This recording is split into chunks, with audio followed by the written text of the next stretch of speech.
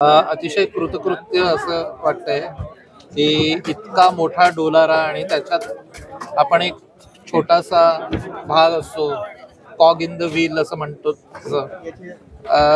पण म्हणजे या सगळ्या लोकांचे आशीर्वाद आहेत असं मला वाटतं.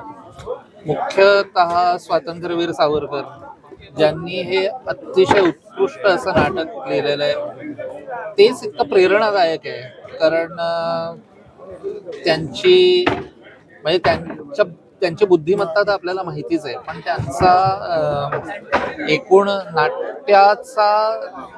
त्यांची नाट्याची समज आणि ज्या तऱ्हेने स्वतः वकील असल्यामुळे त्यांनी इतकी त्याची संरचना इतकी दोषरहित आहे की तुम्हाला नाटकातच दिसतं की कुठे कुठे संगीत असायला पाहिजे असं.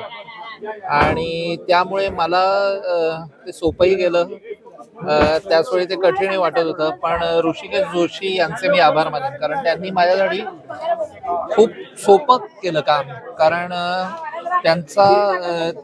कुठे संगीत असायला पाहिजे, कुठे नको, काय करायला पाहिजे, ह्या त्यांच्या संकल्पना अगदी सुस्पष्ट होत्या. त्यामुळे आनंद मिळाला मला याच्यामुळे.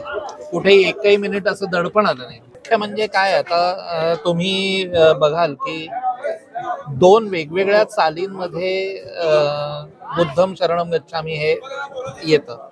तर पहिल्यांदा जो बुद्धाची शांतचर्या आहे, बुद्धांचा जो शांतीचा विचार आहे, आणि ती चिरच शांती आहे, म्हणजे क्षणिक शांती अशी नाही. पण त्याच्यात सुद्धा दुसऱ्या चालीत जेव्हा येतं बुद्धम, तर त्या चालीमध्ये एक लेटंट, अगदी अदृश्य अशी अशांतता आहे. कारण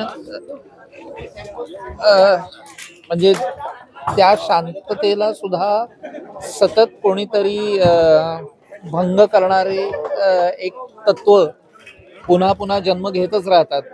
आणि शेवटी ती शांतता कशी टिकवली पाहिजे, तर त्याच्यासाठी मी या दोन वेगवेगळ्या चालींचा हे केला. किंवा काळ उभं करणं, म्हणजे रंगमंच शेवटी एवढाच आहे, तुम्हाला सगळं दिसत नाही रंगमंचावर, पण युद्ध सुरू आहे आणि त्याचा पट किती मोठा आहे हे तुमच्या मनात तयार करण्यासाठी संगीताचा उपयोग आहे.